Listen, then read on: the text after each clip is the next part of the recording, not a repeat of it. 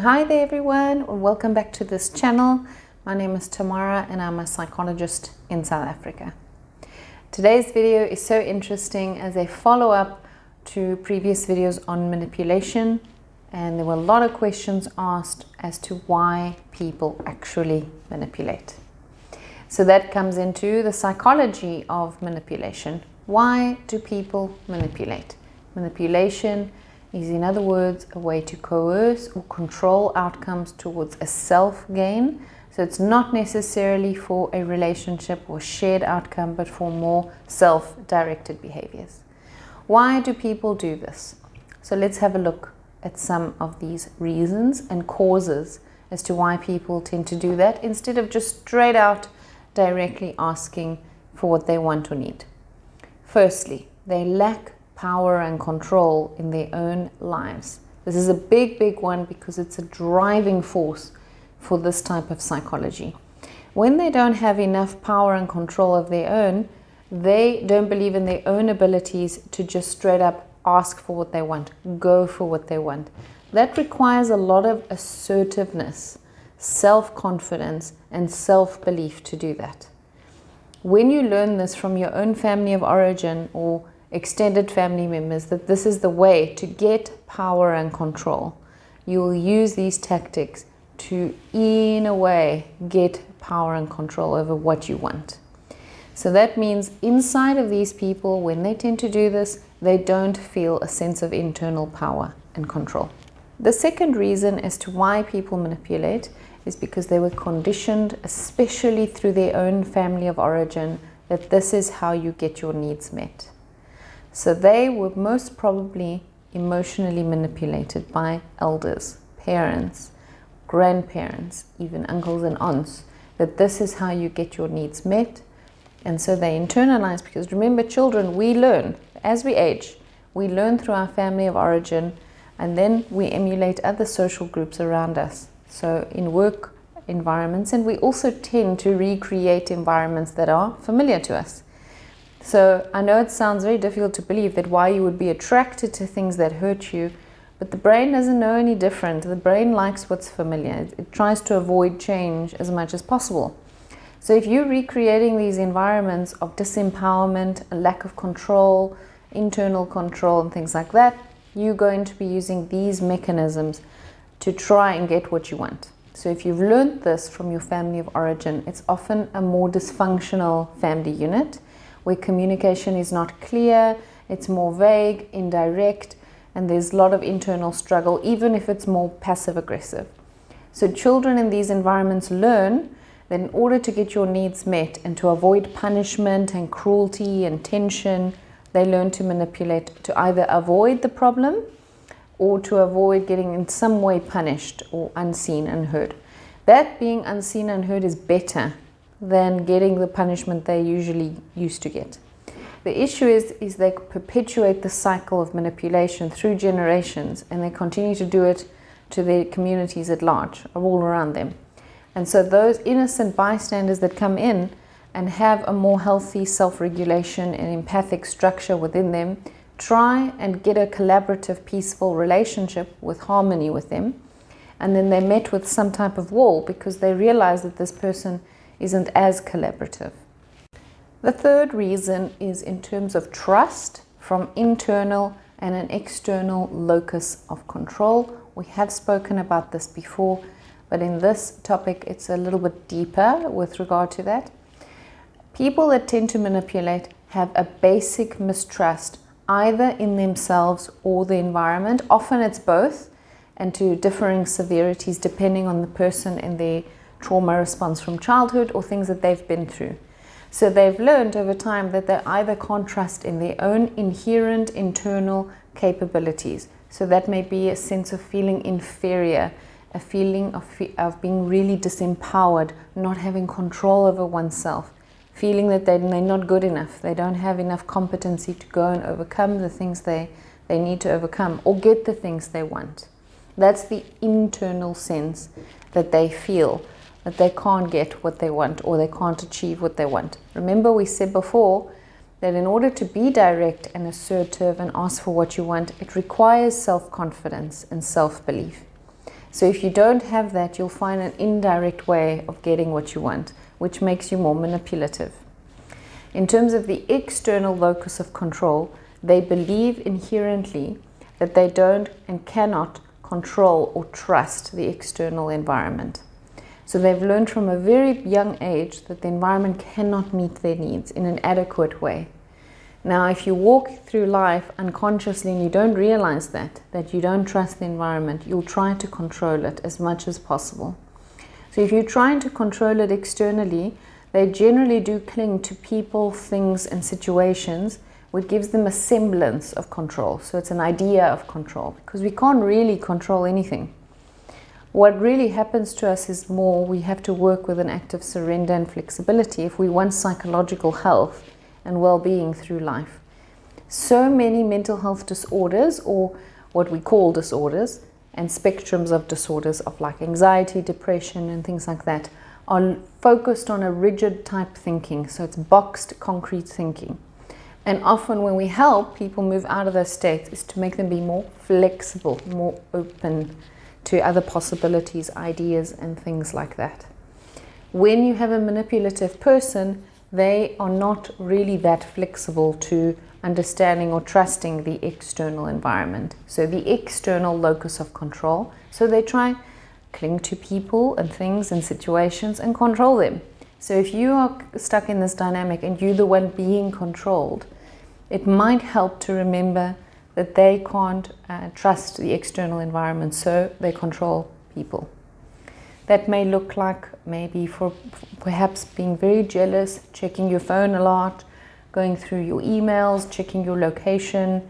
That has a lot to do with their own external sense of trust with the world around them, possibly from relationships, possibly from family of origin, and looking at their own families and seeing that people can't be trusted, so they try to control them.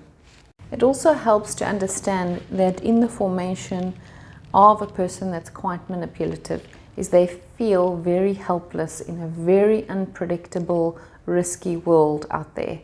And it takes them back to that infant position of being completely helpless and dependent on your environment, because as an infant, you can't survive on your own. You can't feed yourself yet. You can't think too much for yourself because you're still individuating from your parental substructure. So if the environment didn't meet your needs over time, you've internalized that you're helpless and victimized, and many people stay there. Sometimes it is a choice because you have to start to wound that inner wounded child to try and see how you can better help yourself and properly individuate into the world.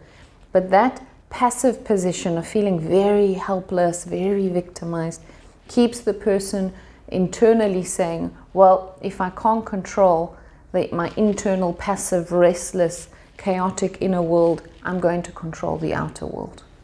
Interestingly, another reason for this feeling of manipulation is an inferiority or a deprivation mentality of having enough power, abundance, control in a competitive type environment from the family of origin. So this may look like trying to get a parent's attention when there's many siblings, or if it was a conditional response in the family of you had to earn love through position, power, giving, being a good kid, not being naughty, then they would have internalized that the world out there is extremely competitive. So I have to fight for my place in the world to get seen, acknowledged, have a sense of power and control and love. So if they feel that internal sense of deprivation, of not feeling there's enough resources or power, control, things like that, they will try and go get it through manipulating and making other people dependent on them. So often you get this feeling of a grandiose personality where they look very egoistic or confident, but they're actually not. They feel very inferior actually. So they try and make other people very dependent on them. When they try to do that, other people start to devalue their own capabilities because they start to believe the other person, the manipulator, has more power and control over them, when actually it's just a reenactment from childhood. There's the whole sibling or family substructure that's reenacted, vying for the attention of the parent. When that is not resolved, and everybody's got unresolved trauma from childhood in terms of this sense is it's reenacted in the world around you. And you could be working with a boss or a colleague that's like this, where they push and dominate and control the narrative towards them. And so the other parties start to feel very unseen. They feel very overwhelmed and very dominated. So they start to become passive. All of that is to fulfill unconsciously the manipulator's role of a semblance of power and control. Now remember that semblance is not real power and control. It gives a temporary relief until the next thing. That's why it's not very functional to adopt this behavior chronically, because all it does is it perpetuates a cycle from infancy that you're not in power and you don't have control over things, and actually you're just trying to feel good enough, whole enough, abundant enough to access resources and things and opportunities, and to also share. So often you see that with manipulative people. They hold on to things. There's a holding on to resources or people or things, possession. And possession is rooted in insecurity. When we possess too much, we believe it will be taken away. When we feel abundant, we don't do those things. We feel we can share our resources and skills and things and people. We can't control people, we can't possess them. And finally, people tend to manipulate chronically in order to avoid consequences of their own actions. So this is not consequences that other people have put on them, but they themselves. Often in this helpless position, you see people that tend to be quite self-destructive.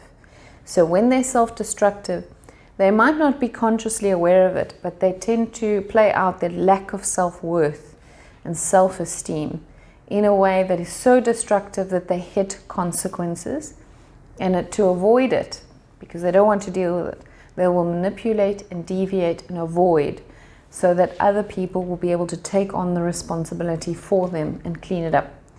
The issue with this is that we do need consequences to build our self-worth and our internal sense of resources to strengthen us.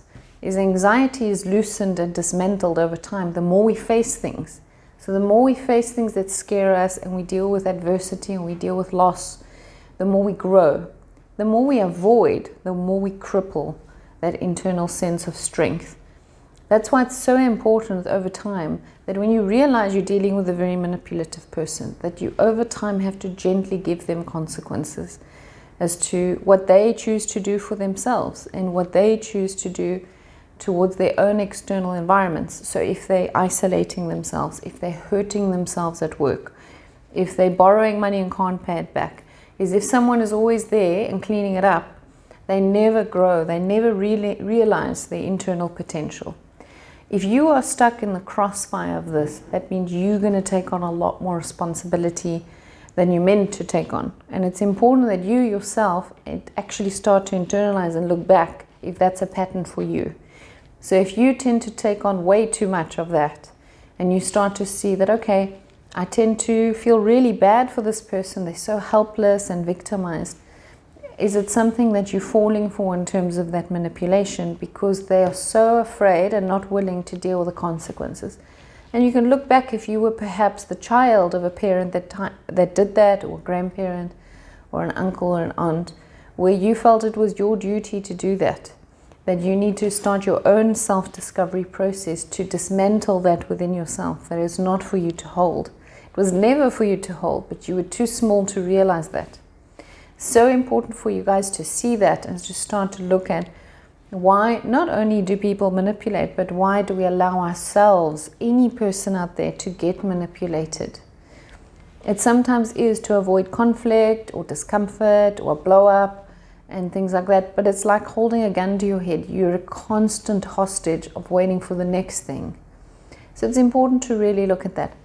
Please continue to send some questions. You can either do it below or you can send a private message on Instagram. Thanks so much. All the best.